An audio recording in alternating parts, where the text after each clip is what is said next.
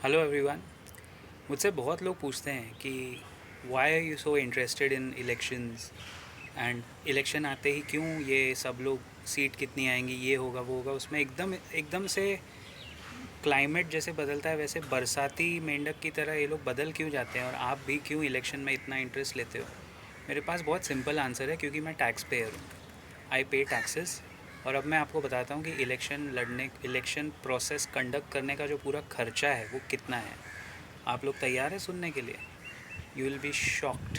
अगर आप किसी कुर्सी पे बैठे हो तो उसके पाए ज़रा चेक कर लो, कहीं वो गिर ना जाए आप सुन के।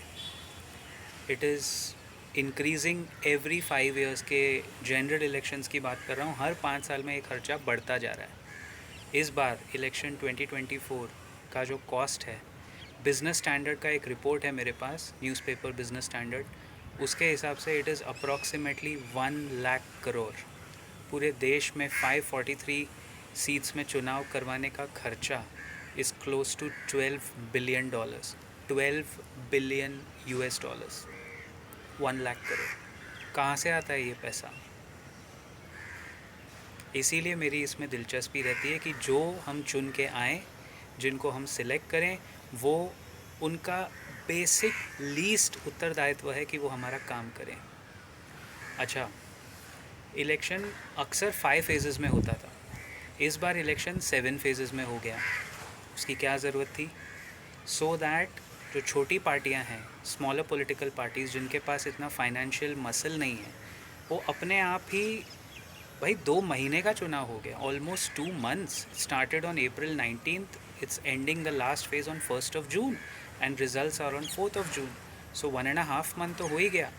1.5 महीना गर्मी में आप एक्सपेक्ट करते हो, चलो वोटर को तो एक ही दिन बाहर आना है, बट पॉलिटिशियंस, ब्यूरोक्रेट्स और जो भी उनके सब लेफ़्ट राइट्स हैं, वो सब उनका काम करेंगे गर्मी में, सरकार भी जारी रखें और ये सब करें, तो 5 चरणों में जल्दी जल्दी ख़त्म करो। लेकिन नहीं, इसमें ज़रूर कहीं ना कहीं कोई साजिश होगी। I don't know the details, but I know that 7 चरणों में, यानी 7 फेजेस में करने से बजाय आप 5 या 6 फेज में करते, या थोड़ा फेजेस को शॉर्ट रखते, तो हो जाते चुनाव। खर्चा किसका बढ़ रहा है? X checker of the country का ही खर्चा बढ़ा है ना। दूसरी बात, इलेक्शन की तैयारी एक्चुअली स्पीकिंग जनवरी से शुरू हो गई थी, जब से वो काउंटडाउन शुरू हुआ पूरा राम मंदिर का।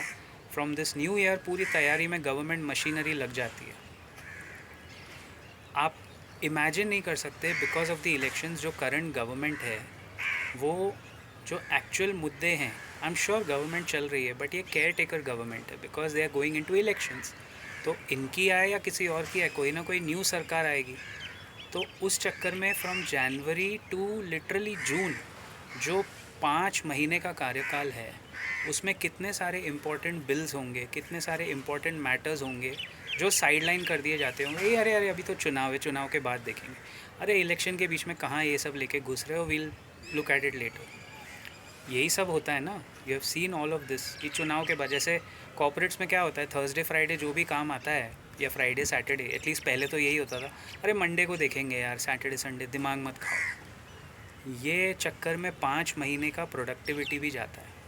आई एम नॉट सेइंग सारे सरकारी कर्मचारी ऐसे करेंगे, but it is a kind of a dent in the democratic process of this country.